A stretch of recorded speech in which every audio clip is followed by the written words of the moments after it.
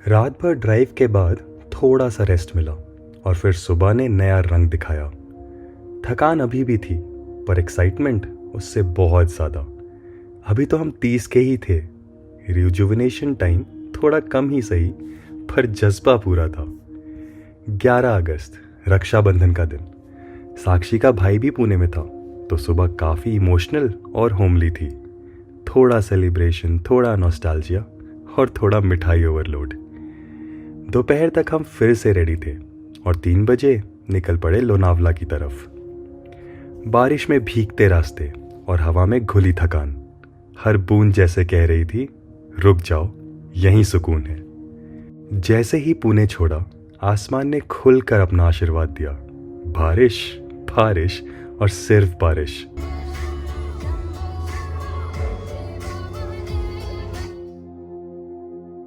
लोनावला पहुंचते ही सबसे पहले एक गर्म चाय और थोड़ा सुकून।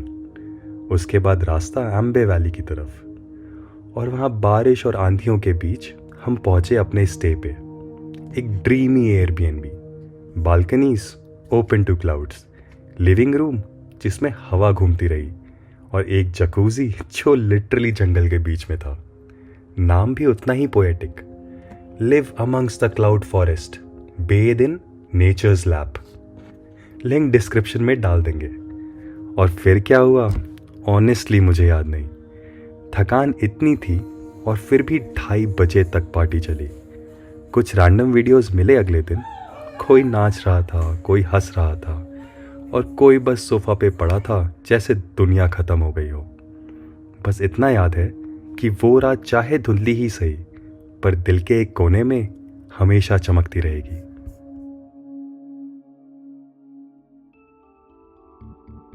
अगले दिन 12 अगस्त थोड़ा लेट उठे और अराउंड 11 बजे निकल गए एम्बे वैली, मुल्शी डैम, तमनी घाट का पूरा चक्कर लगाने। जैसे ही स्टे से निकले हम रुक गए। मौसम ही कुछ ऐसा था, ठंडी हवा, कोहरा और सामने एक रास्ता जहाँ कोई नहीं था, बस हम और वो खामोशी। Exactly how I like it. फिर आगे बढ़े एम्बे वैली की तरफ। एक नाम जो सुनते ही याद आता है 2003 का वर्ल्ड कप। सचिन द्वारा शोएब अख्तर को लगाया गया वो स्क्वायर थर्ड मैन वाला 6 और उसके शोल्डर पे लिखा था एम्बे वैली। उस मोमेंट में जैसे बचपन और प्रेजेंट दोनों मिल गए। एक नॉस्टैल्जिया का ड्राइव, क्वाइट लिटरली। लेकिन नॉस्टैल्जिया से पेट नहीं भरता। हम सब भूखे थे पर एम्बे वैली से तमनी घाट वाली रोड पे खाने का तो कोई नामो निशान ही नहीं। चलते रहना है, रुकना नहीं है।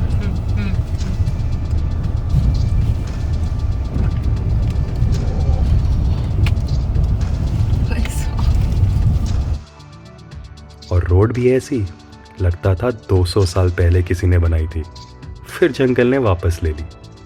फिर भी उस ग्रीनरी के बीच वो 1 घंटा शांत, भीगता और बिल्कुल सुकून भरा।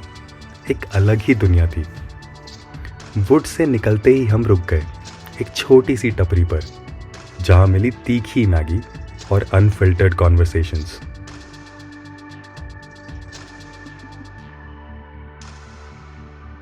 फिर हम बढ़े कैलाशगढ़ फोर्ट के आसपास जहाँ नेचर विविड मोड में लग रहा था। तमनी घाट्स की वो कर्व्ड रोड्स, मुला रिवर के ऊपर वो छोटी छोटी ब्रिजेस और मुल्शी डैम का वो शांत पानी, ये सब मिलाकर लग रहा था जैसे नेचर अपनी पेंटिंग खुद बना रही हो। पुणे के वेस्ट का ये हिस्सा, लोनावला, लवासा, एम्बे वैली, तमनी, मुल्शी, एक अलग ही दुनिया थी। पहाड़ों, बारिश और हवा का परफेक्ट जुगलबंदी। शाम तक हम घूमते रहे और फिर वापस आ गए पुणे। लेकिन मन वहीं कहीं रह गया, उन रास्तों, उन घाटियों और उन पलों के बीच। कुछ सफ़र मंजिल के लिए नहीं होते, बस यादों के लिए जिए जाते हैं। बारिश रुक भी जाए तो क्या, दिल तो अब भी भीगता ही रहता है।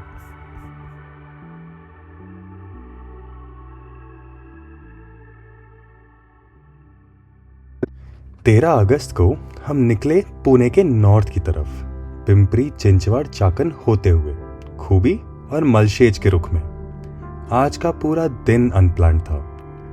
रास्ते में कहीं कुछ दिलचस्प दिखा और हम अपने रहनुमा के साथ निकल पड़े, बिना सोचे बिना पूछे। मालशेज पहुंचने से थोड़ा पहले हम एक सिंगल लेन रोड पर थे। एक तरफ बेपनाह हरियाली, दूसरी तरफ विशाल झील और दूर कहीं पहाड़ों को अपने आंचल में लिपटे हुए बादल, और बीच में हम, बिल्कुल उस परफेक्ट बैलेंस में जहां सिर्फ शांति थी और हैरानी।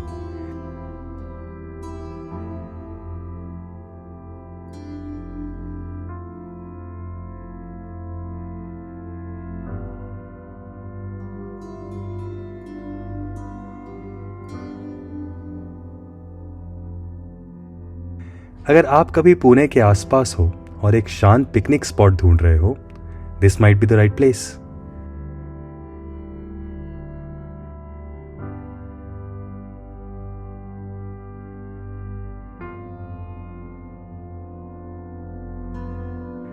फिर सिर्फ 15 मिनट बाद शुरू हुआ असली तमाशा, मालशेज घाट। पूरी तरह से एक नया तजुर्बा। पहाड़ों को चीरकर बना हुआ रास्ता और ऊपर से गिरते हुए अनेक वाटरफॉल्स, सीधा सड़क पर, जैसे कुदरत ने खुद एक पब्लिक वाटर पार्क बना दिया हो।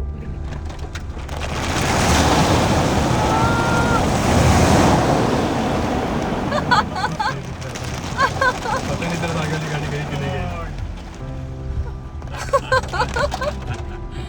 लोग पानी के नीचे नाच रहे थे, गाड़ियां रास्ते में ही रुक गई थी। हॉर्न्स और हंसी की आवाज मिलकर एक अजीब सी रौनक बना रही थी। कोहरा, भीड़ और एक अजीब सी जिंदगी सी एनर्जी, ये सब मिलके बन रहा था मलशेज का जादू। यहां खड़ा होके लगा this was the perfect representation of a mini India. शोर भी था, ट्रैफिक भी, लोगों की बेपरवाह हंसी, उनका रंगीनपन और साथ ही उन पहाड़ों का सुकून। हम भी उस भीड़ का हिस्सा बन गए।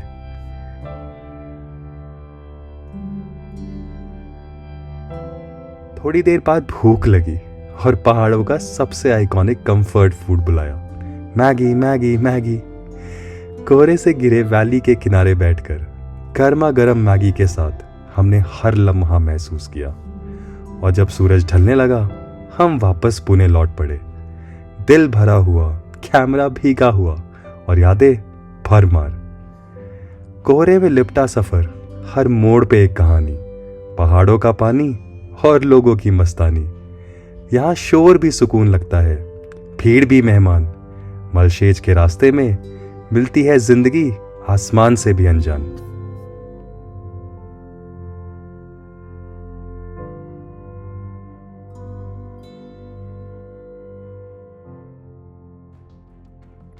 चौदह अगस्त की सुबह didn't quite start the way we hoped. West and north of Pune explore करने के बाद plan was simple, head south, Panchgani और महाबलेश्वर करने। But fate had other plans.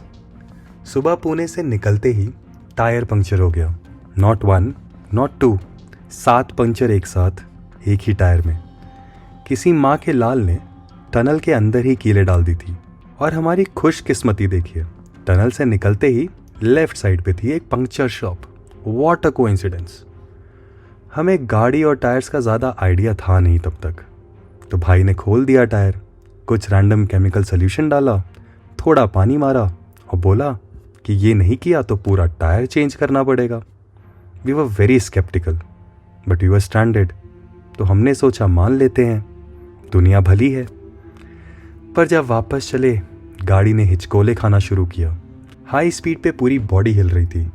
दूसरी शॉप पे ले गए और वहाँ रियलिटी चेक मिला, आपको मामू बना दिया गया है। जैसे ये काफ़ी नहीं था, तभी साक्षी ने देखा बॉनेट पे सीधे गहरे लंबे स्क्रैचेस, जैसे किसी ने जानबूझकर पत्थर या छुरी से लिख दिया हो। किसी को कुछ नहीं मिला तो निकाल गया अपनी बढ़ास हमारी गाड़ी पे। साक्षी की आंखों में आंसू आ गए और सच कहूँ उस पल मैं भी हिल गया था। पर हम दोनों ने कुछ नहीं कहा, क्या ही कर सकते थे।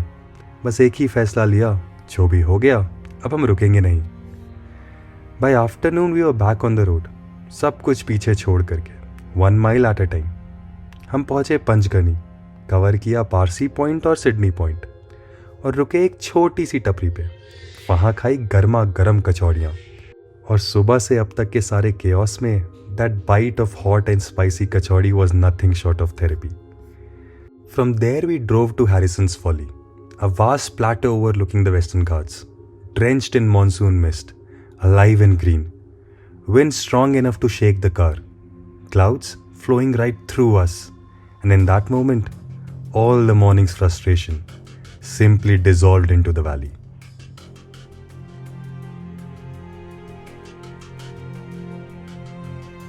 कुछ सफ़र आसान नहीं होते, पर रुकना भी तो मना है. कभी हवा के साथ लड़ना, कभी खुद से समझाना है. जख्म भी कहानी बन जाते हैं जब दिल साफ रहे, और रास्ते चाहे कितने भी कठिन हो, साथ ही साथ रहे.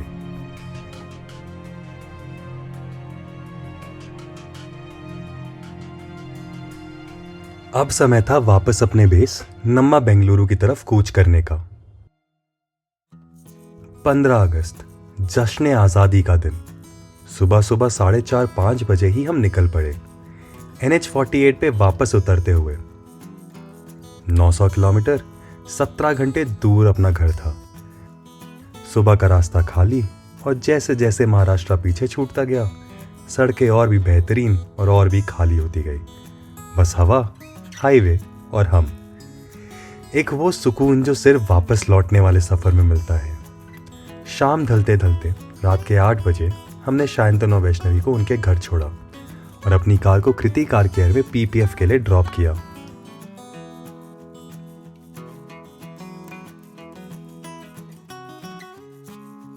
उस मोमेंट पे लगा बस कहानी पूरी हो गई. तो ये था हमारा 10 दिन का 5000+ किलोमीटर्स का ओडिसी. लखनऊ, आगरा, उदयपुर, द्वारका, सोमनाथ, सूरत, मुंबई और पुणे. हर मोड़ पर एक नया रंग, एक नई कहानी, एक नई याद. फ्रॉम द रॉयल विरासत of Udaipur to the divine calm of Dwarka, the sheer शांति of Somnath, the vibrance of Mumbai, the misty madness of Lonavala, and the wild wonder of Malshej. Every stop added a new layer to what freedom ride truly means.